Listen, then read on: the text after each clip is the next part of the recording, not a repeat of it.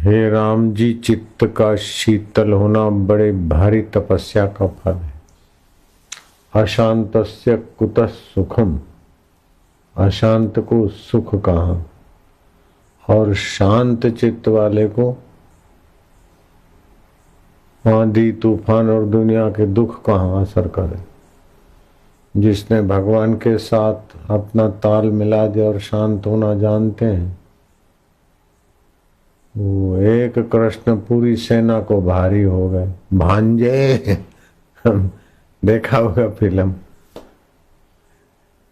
बोले हमारी सेना इतनी बड़ी है, बोले एक कृष्ण पूरी सेना को भारी है भांजे। तो यत्र योगेश्वर कृष्ण, जहाँ भगवान का आश्रय है और पुरुषार्थी जीव है, वहाँ श्री विजय ध्रुवा नीति है। तो भगवत आश्रय लेने से लाभ तो होता है,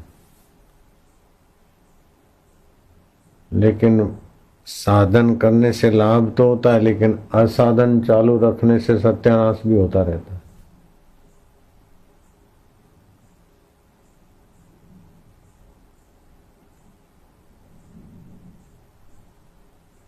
साधन करे तो लाभ होता है, भक्ति में रुचि है, ध्यान भजन में रुचि है तो अच्छी बात है, लेकिन फिर उल्टे साधन में भी रुचि है तो तबाही हो जाती। तो असाधन से बचें और साधन में लगे।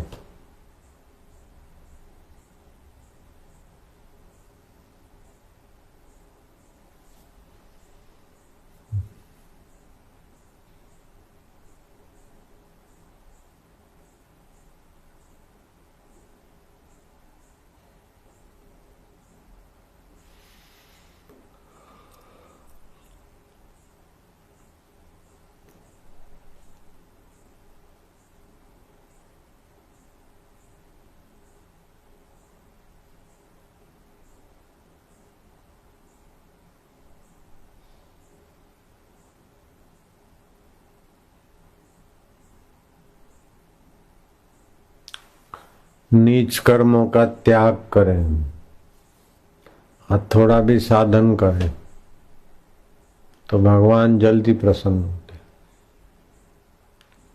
झूठ, कपट, नीच कर्म, धोखा धड़ी, मोबाइल, ये सब जीव आत्मा को तबाह करने के साधन, असाधन।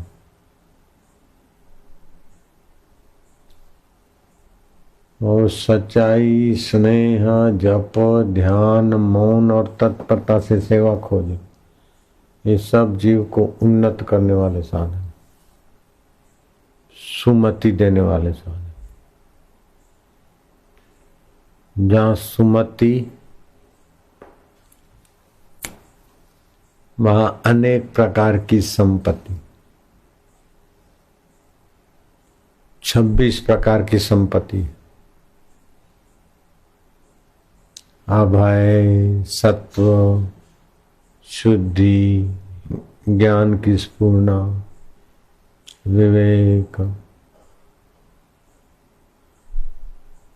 दान, दम, शम, ये सारे साधन ही साधन प्रकट होने लगते।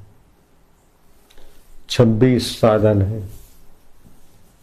अगर नीच कर्मों को छोड़ के ईमानदारी से भजन करे तो 26 भगवान प्रकट हो, उसके पहले 26 लक्षण प्रकट होने लगते। 26 तो क्या, 2, 5, 6 लक्षण प्रकट हुए ना तो आप कुछ अनोखी दुनिया में पहुंच जाते। ऐसा है। असाधन छोड़कर, जैसे हेरा फेरी, झूठ, कपट, देर रात जगना और जो भी कुछ, तो ये सब असाधन है। असाधन छोड़कर ईमानदारी से साधन करे तो देवी संपदा, उस परमात्मा देव की संपदा है 26 साधन।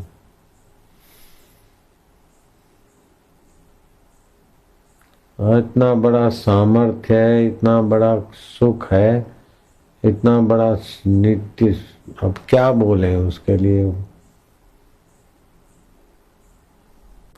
खाली असाधन छोड़कर थोड़े दिन साधन करे तो 26 दैवी लक्षण प्रकट हो जाए। 26 तो क्या 6 भी प्रकट हो गए ना तभी भी आप विलक्षण लक्षण से संपन्न हो जाए। गीता के 16वें अध्याय में आते हैं 3 श्लोक। अभय सत्व संशुद्धि ज्ञान योग व्यवस्थित दानम दम स्वाध्याय तप आर्जवम।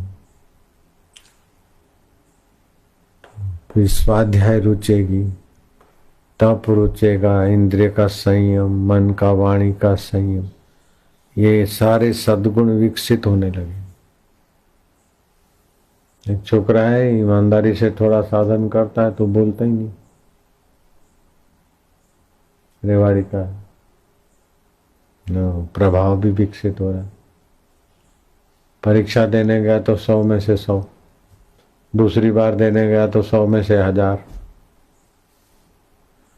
100 में से 1000 क्या, ऐसी अवस्था में पहुंच गए। तो रहस्यमयी अवस्था है। 8वीं में 100 में से 100। फिर असाधन ने किया और साधन किया तो ऐसी स्थिति हो गई कि 100 में से 1000। ये कैसे होता होगा 100 में से 1000? वो हमने उसको अपनी कल्पना करके समझाया, सिखाया। लालजी महाराज को 100 में से 1000 मिल गई।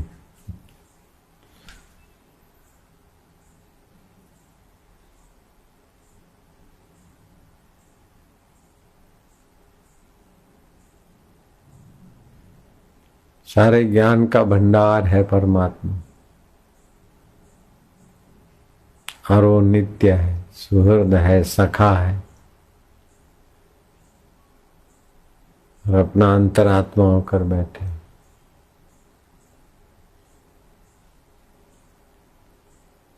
शालिग्राम है, उसमें भावना करनी पड़ती है।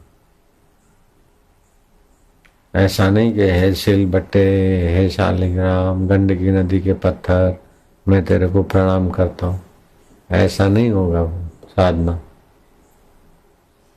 जले विष्णु थले विष्णु, जल थल में बस रहे, स्थूल सूक्ष्म में बस रहे, व्यापक है, विभु है, चैतन्य है, आनंद स्वरूप हो। शालिग्राम की पूजा ऐसे होती है ना।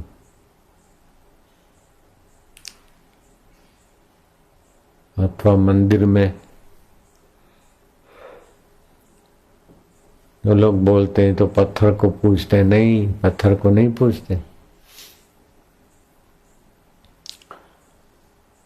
जो भगवान की चेतना है, जड़ में चेतन में व्याप्त है, उसको वहां चैतन्य मानकर उपासना करके जागृत करते अपने अंतःकरण।